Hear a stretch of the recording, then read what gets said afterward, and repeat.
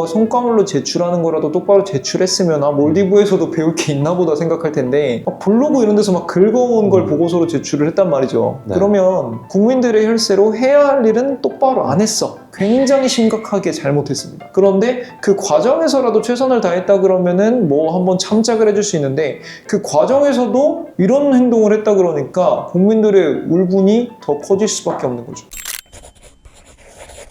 안녕하세요, 변호사님. 네, 안녕하세요. 오늘은 저희가 좀 제가 상담을 받아볼 주제가 저희가 이제 거진 한 6개월 정도 영상을 찍으면서 이것보다 큰 사건이 있을까 싶은 주제가 오늘 주제예요. 그렇죠. 네. 어떤 주제인지 아시죠?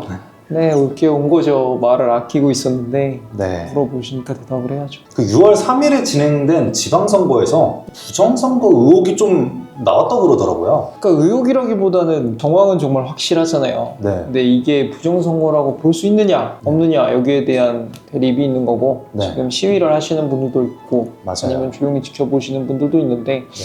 어쨌든 그냥 넘어가기는 좀 어려운 주제인 것 같습니다. 혹시 이걸 보시는 시청자분들을 위해서 네. 사건 정리를 좀 간단하게 해주실 수 있을까요? 일단 헌정사 사상 초유의 일이 일어났죠. 그러니까 투표를 하러 사람들이 갔는데 투표 용지가 부족한 거예요. 식당 갔는데 자리가 없고 이거는 흔한 일이잖아요. 근데 투표 용지가 없는 거는 거의 없는 거죠. 그런 일은. 그래서 소중한 한 표를 행사하러 간 분들이 투표를 못 한 거예요. 근데 이제 투표를 안 한 상태에서, 못 한 상태에서 개표가 이루어지고 개표가 이루어지고 있는 상황에서 또 투표가 이루어지고 막 이러니까 그 투표소에서 이루어진 투표들이 과연 유효한 투표인지에 대한 논란이 있는 거고 특정 선거구에서 특정 사람들이 선거권을 침해받은 상황에서 이루어진 이 선거 전체가 과연 유효한 선거인지에 대한 논란이 있는 거죠. 그러면 이제 사실 대한민국 국민이라면 네. 누구나 투표할 권리를 가지고 있잖아요. 근데 이런 상황에서 투표를 못했어요. 그럼 이게 법적으로 뭐 헌법에 어떻게 써 있다던가 그런 게 있나요? 우리나라 헌법 제24조에서는 당연히 선거권을 규정하고 있어요. 우리나라 국민들은 선거권을 갖는다. 법률이 정하는 바에 따라. 그런 다음에 거기서 말하는 법률이 정하는 바에 따라를 세부적으로 규정한 게 공직선거법이에요. 그래서 많이들 들어보셨을 거예요. 우리나라는 보통선거고, 평등선거고, 직접선거고, 비밀선거다. 이렇게 하고 있는데 그중에 보통선거권이 깨진 거죠. 그러니까 보통선거는 뭐냐면 모든 사람이 투표를 할 수 있어야 되고 나도 한 표를 행사할 수 있어야 되는데 특정 사람들은 한 표를 행사할 수 없는 상태가 됐잖아요. 그러니까 공직선거법 위반이고 크게 보면 헌법 위반인 거죠. 그리고 이런 상황에서 어쨌든 투표를 못했는데 개표가 됐고 당선이 어쨌든 됐잖아요. 그럼 이 투표를 못한 상황이 선거 결과에 그래도 어느 정도 큰 영향을 끼쳤을 것 같은데 이런 상황에서는 재선거를 해야 되는 거 아니에요? 그러니까 재선거라는 게 이루어지려면 선거가 위법해야 되잖아요. 위법한 걸로 끝나는 게 아니에요. 위법한 수준이 이 선거를 무효로 확정지을 정도로 심각해야 되는데 그럼 이제 첫 번째 절차적인 위법이 있었느냐? 위법이 분명히 있었죠. 네. 근데 실질적으로 위법으로 인해서 당락이 달라졌는지 아니면 여기에 대한 추후적인 절차나 아니면 이걸 해결하려는 방안이 충분히 잘 이루어졌는지 이런 것들을 충분히 고려를 해서 판단을 해야 되는 거겠죠. 그러면 어느 정도 상황까지 돼야 법원에서는 그거를 조금 납득을 시킬 수 있을 만한 그런 게 있나요? 만약에 이게 정상적으로 이루어졌으면 결과가 박혔다라는 걸 기준으로 판단을 할 것 같아요. 우리가 세상에 위법한 것도 많고 위헌적인 것도 많아요. 근데 그렇다고 해서 모든 걸 다 무효라고 해버리면 굉장히 행정적인 비용들이 많이 발생하잖아요. 네. 그렇기 때문에 이런 게 있다고 해서 무조건 무효라고 볼 수는 없는데 이 건 같은 경우는 어떤 면이 문제가 되냐면 이 선거구나 이 투표소에서 이루어졌던 게 절차적으로 정상적으로 이루어졌을 때 결과가 달라질 수도 있다고 사람들이 생각을 하는 거죠. 그렇다는 것들이 법적에서 인정이 되면 무효가 될 것 같아요. 그러면 이게 무효가 되면은 선거가 없었던 거잖아요. 근데 우리나라 국민들은 선거권이 있잖아. 그러니까 선거가 없으니까 선거를 다시 해야 되는 거죠. 근데 궁금한 게 재선거가 판결이 나오기까지 꽤 긴 시간이 걸릴 것 같은데 그 긴 시간 동안 어쨌든 당선이 된 당은 계속 정치 행위를 할 거잖아요. 근데 그게 그렇게 되면 의미가 있나 싶어가지고 길게 걸려. 그러니까 그게 되게 그 공직선거의 맹점인데 예를 들어서 지자체 선거 같은 경우는 굉장히 많은 사람들을 뽑잖아요. 그런데 만약에 이 당선이 무효라고 해서 예를 들어서 가처분을 했어. 그래서 당선이 됐지만 결과가 나올 때까지 일을 못하게 한다 그러면 법정에는 맞는 걸 수도 있어요. 확실하지 않은 거니까. 근데 행정적으로는 공백이 발생해요. 분명히 당선된 사람들이 할 일이 있는 거예요. 구청장이 할 일이 있고 시장이 할 일이 있고. 근데 그 역할이 없어서 뭐 권한대행이나 권위가 발생한다 그러면 그만큼 해야 될 일들이 안 이루어질 수 있으니까 여기에 대해서는 부작용도 있는 거죠. 그렇기 때문에 법원이 이게 위법해, 그래서 무효라고 섣부르게 판단을 하기는 조심스러운 부분인 거죠. 근데 그러면 이게 결국 유야무야 넘어가는 게 아닐까 싶어가지고, 왜냐면 또 공백이 발생이 되면 안 되고 법원도 이게 좀 판결하기 좀 민감한 문제이다 보니까 계속 미루다가 또 유야무야 넘어가는 게 아닐까, 그런 생각이 좀 들더라고요. 그러니까 이제 헌법재판소라는 기관 자체가 네. 다른 나라에는 없는 기관이거든요. 그리고 해외에서도 굉장히 모범적인 사례라고 일컬어지는데, 최근의 문제점은 뭐냐면 정치적인 판단을 너무 많이 하게 됐어요. 그러니까 여기에 대한 판단도 결국에 저는 헌법재판소랑 대법원이랑 이런 데서 할 것 같은데, 그 판단을 하기가 굉장히 부담스럽겠죠. 왜냐면 내가 하는 판단은 법리적인 판단이긴 하지만 그걸로 정치적인 세력이 왔다 갔다 하니까, 그러면은 나의 지지자가 생기는 거고, 사실 법관을 지지할 일은 아니지만 법관의 판단으로 인해서 사람들의 뭐 정치색이 반영이 되면은 지지를 하게 되는 거고, 만약에 그거랑 반대되는 걸로 간다 그러면은 그 법관을 미워할 수도 있는 거잖아요. 그러니까 법관도 사람이니까 그 상황에서는 조금 부담스러울 수도 있는 거죠. 그리고 이 선관위에 대한 얘기를 좀 안 해볼 수가 없는데, 이번 사건이 책임이 또 선관위에 있다고 보는 시선들이 사실 많잖아요. 네, 아니 많은 게 아니라 맞는 그죠? 말이죠. 맞는 말이죠. 누구 책임이에요, 그게?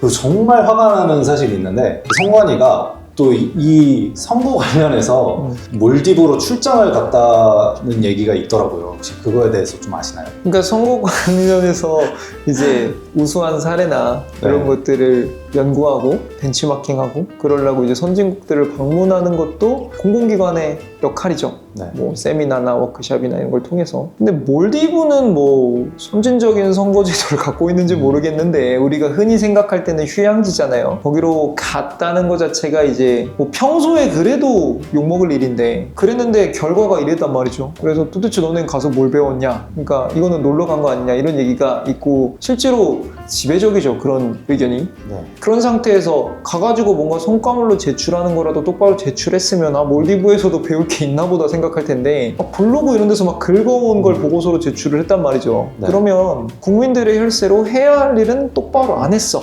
굉장히 심각하게 잘못했습니다. 그런데 그 과정에서라도 최선을 다했다 그러면은 뭐 한번 참작을 해줄 수 있는데, 그 과정에서도 이런 행동을 했다 그러니까 국민들의 울분이 더 커질 수밖에 없는 거죠. 실제로 공무원들이 연구나 시찰을 목적으로 세금을 사용해가지고 출장을 가는 경우가 되게 많다고 하더라고요. 맞아요. 그리고 이런 사건이 좀 논란이 되는 경우가 좀 많은데, 지난번에 잼버리 사건 같은 경우도 이제 담당 공무원들이 또 연구를 핑계로 크루즈 여행을 했다고 해서 논란이 된 적이 있었어요. 이번 선관위도 마찬가지인데, 이런 경우는 뭐 세금 낭비나 직권남용 뭐 이런 걸로 처벌할 수는 없는 거예요? 당연히 처벌할 수 있죠. 일단 가장 큰 거는 횡령배임이에요. 그러니까 공금이잖아요. 네. 공금은 그 세금이기도 하지만 이거는 공적인 목적으로 써야 되는데, 그거를 만약에 내가 가고 싶었던 거, 평소에 가고 싶었던 여행, 그러니까 무슨 회사 야유회면 상관없어요. 단합이 목적이라 그러면. 근데 이거는 국민들이 선진적인 제도를 위해서 연구하라고 주는 돈이잖아요. 근데 그거를 자기들의 향유를 위해서 썼다. 이건 당연히 횡령배임인 거고요. 그리고 아까 말씀하신 것처럼 직권남용의 여지도 있죠. 왜냐하면 이 사람들한테 권한이 있었기 때문에 공금이 집행되는 거를 내가 원하는 대로 쓰게 만들어서 나를 위해서 쓴 거잖아요. 그것도 직권남용죄에도 해당할 수 있습니다. 근데 어쨌든 이게 형식적으로는 다 한 거잖아요. 보고서를 작성했고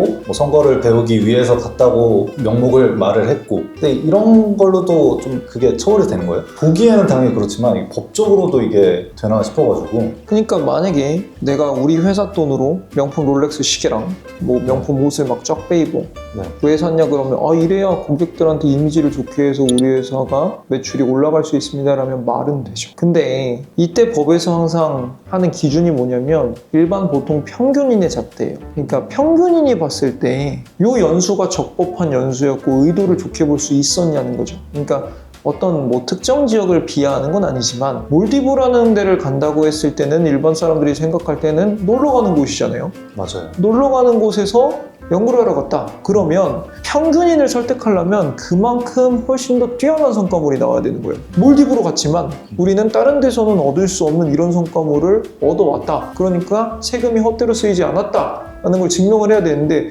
오히려 더 평균보다 이하인 성과물을 냈다 그러면 평균인이 봤을 때 이건 배임 횡령이거든요. 직권남용이고. 그럼 처벌될 수 있는 거죠. 그럼 어느 정도 처벌을 받는 거예요? 이거는 저는 징역도 갈 수 있다고 봐요. 뭐 징역 그러면 5년, 10년 이상 가능한가요? 그거를 그러니까 정확히 예측할 수는 없는데 네. 그러니까 이런 문제가 사실 항상 있었어요. 지자체 의원들 세미나 뭐 이런 것들이 참 많았는데 유야마에 넘어간 데가 되게 많아요. 왜냐면 그거에 대해서 그 선거 기간에 약간 뜨거웠다가 식기도 하고 이거에 대한 법적 절차가 진행되는 기간 동안에 이 사람들의 임기가 다하기도 하고 이래서 되게 유야마야 되는데 이거는 지금 전국민적인 관심사잖아요. 이런 적은 별로 없거든요. 그래서 저도 이분들이 어떤 처벌을 받을지는 관심사입니다. 그럼 마지막으로 이번 이 선거 의혹 사건이 어떻게 진행되고 어떻게 처리될 거라고 예상하시나요? 일단은 국민적인 감정은 점점 더 뜨거워질 것 같고요. 그 대신 여기에 대한 제도적인 고민이 충분히 이루어져야 된다고 봐요. 이 사람들을 처벌하는 것도 분명히 필요해요. 처벌이 될 것 같아요. 근데 우리가 그동안 신뢰하고 모든 것들을 맡겼던 선관위가 과연 어떻게 보면 또 어디에 통제도 안 받는 기관이기도 했거든요. 그게 과연 적절한 것인지 앞으로도 누군가의 통제를 받지 않는 그러니까 통제를 안 받아야 되는 것도 맞거든요. 근데 그런 기관으로 남겨두려면은 국민들한테 떳떳하게 하려면 어떤 제도들이 도입돼야 이것들이 유지돼서 앞으로는 이런 일이 발생하지 않을 것인지 저는 국민적인 뭐 합의랑 대화가 이루어져야 된다고 봅니다. 알겠습니다.